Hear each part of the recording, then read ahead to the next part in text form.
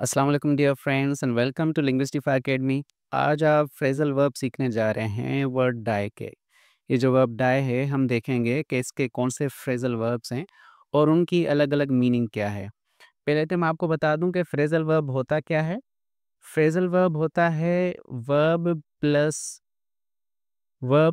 Preposition और adverb. जब किसी वर्ब में आप प्रेपोजिशन या एडवर्ब मिला देते हैं तो वो फ्रेजल वर्ब हो जाता है। तो आज हम वर्ड डाई के जो वर्ब डाई है उसके फ्रेजल वर्ब सीखेंगे।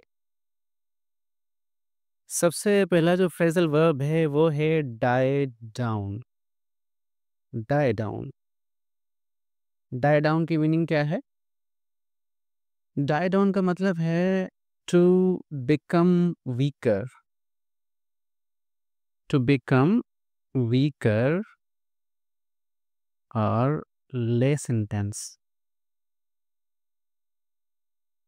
शिद्दत में कमी हो जाना या कमज़ोर हो जाना। डाई डाउन का मतलब क्या होगा?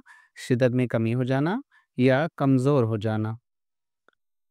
The storm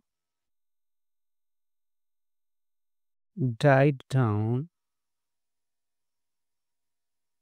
gradually.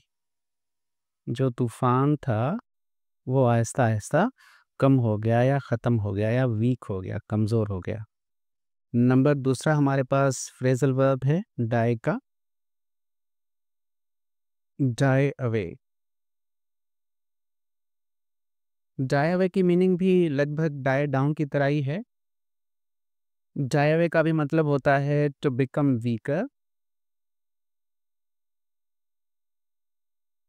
कमज़ोर होना।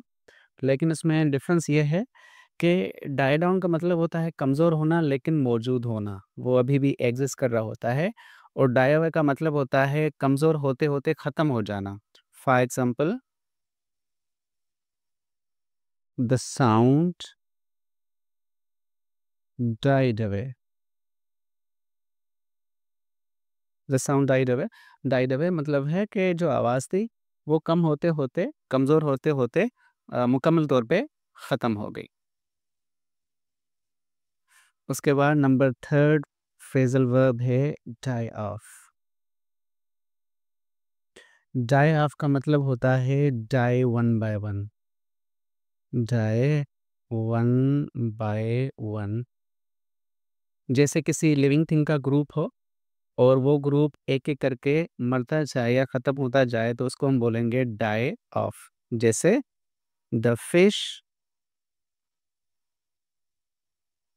Died of.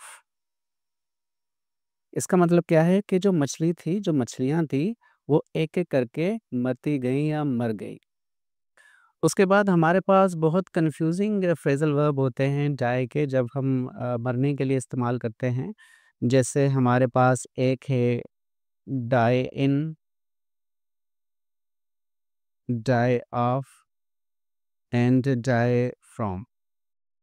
और हम देखेंगे कि इनके अंदर क्या डिफ़रेंस है। जब आप यूज़ करते हैं डाई ऑफ, तो डाई ऑफ का मतलब होता है die because of an internal cause. Because of an internal cause. जैसे बीमारी वगैरह हो गई, जो बॉडी के अंदर होती है बीमारी, जो बीमारी वगैरह से अगर हम मर जाएँगे, तो उसको हम बोलेंगे die of internal cause. For example, he died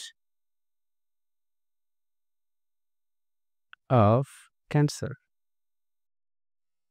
he died of fever, he died of malaria ETC वगैरह। तो ये सारे जो हैं इंटरनल कॉजेज़ हैं, बीमारियाँ हैं, तो बीमारियों के लिए हम क्या यूज़ करते हैं? हम यूज़ करते हैं डाई ऑफ। और डाई फ्रॉम का मतलब क्या होगा?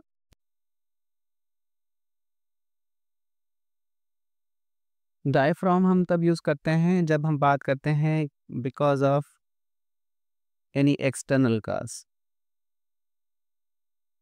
एक्सटर्नल कॉज़, ठीक है?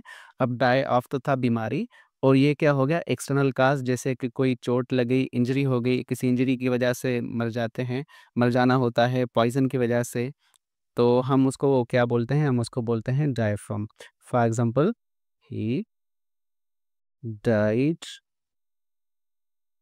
From injuries,